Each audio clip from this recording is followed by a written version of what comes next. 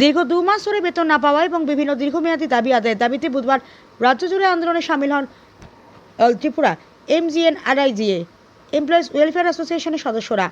সংগঠনের আহ্বানে 1 কোটি খোয়াই সহ রাজ্যের 8টি জেলার জেলা শাসকদের কাছে ডেপুটেশন প্রদান করা হয়। উনকোটিতে জেলা শাসক মেঘা জাইনের নিকট এবং খোয়াইয়ের অতিরিক্ত জেলা শাসক আবেদানন্দ বৈদ্যের কাছে স্মারকলিপি জমা দেন কর্মীরা। সংগঠনের দাবি, গত 18 থেকে 20 বছর ধরে মনরেগা নির্বাচন, PMYG, PDS সহ বিভিন্ন সরকারি প্রকল্প ও প্রশাসনিক কাজে গুরুত্বপূর্ণ ভূমিকা পালন করলেও তাদের চাকরি এখনও নিয়মিত করা হয়নি এবং বিভিন্ন আর্থিক সুবিধা থেকেও বঞ্চিত থাকতে হচ্ছে। কর্মীদের অভিযোগ, টানা 2 মাস বেতন না পাওয়ায় পরিবার চালানো কঠিন হয়ে পড়েছে। দ্রুত সমস্যার সমাধান না হলে বৃহত্তর আন্দোলনের হুঁশিয়ারিও দিয়েছেন তারা। সংগঠনের পক্ষ থেকে জানানো হয়েছে, শীঘ্রই RD সেক্রেটারি ও মুখ্যমন্ত্রীর কাছে স্মারকলিপি প্রদান করা হবে।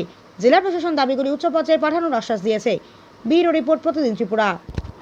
ঊনকোটি DM মহোদয়া নিকট মিলিত হয়েছি all Tripura MGNRIGA employee welfare অ্যাসোসিয়েশনের স্টেট কমিটির সিদ্ধান্ত মূলে আমরা প্রথমে সারা রাজ্যের সমস্ত ব্লক আধিকারিক মহোদয়ের কাছে আমরা আমাদের দাবি সনদ নিয়ে ডেপুটেশন দিয়েছি এবং দ্বিতীয় পর্যায়ে আমাদের যে 8টি ডিস্ট্রিক্ট আছে সেই ডিস্ট্রিক্টে একযোগে আমরা সেই ডেপুটেশন প্রদান করছি এবং পরবর্তীতে আমাদের রাজ্য কমিটির সিদ্ধান্ত মূলে আমরা ইতিমধ্যেই RD সেক্রেটারি ত্রিপুরা মহোদয়ের নিকট আমরা ডেপুটেশনে মিলিত হব এবং সর্বোপরি আমরা আমাদের RD মিনিস্টার তথা রাজ্যের মাননীয় আদরণীয় মুখ্যমন্ত্রী ডক্টর প্রফেসর মানিক শাহ মহোদয়ের নিকট আমরা সর্বশেষ মিলিত হব।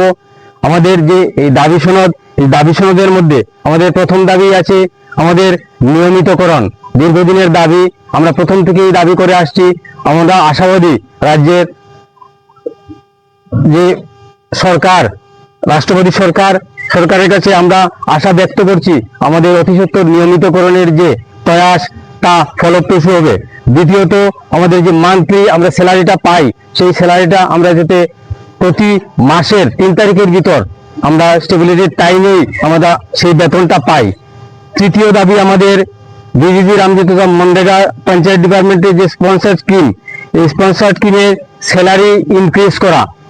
আপনারা দেখেছেন, সাংবাদিক বন্ধুরা আছেন, দেখেছেন যে আমাদের মাননীয় কেন্দ্রীয় মন্ত্রী RD উনি ইতিমধ্যে BGG রামজিতে মার্চ করেছেন এবং সেখানে 50% যে আমাদের কন্টিনজেন্সি ফান্ড তথা অ্যাডমিনিস্ট্রেটিভ ফান্ড সেটাতে 50% বৃদ্ধি করেছেন।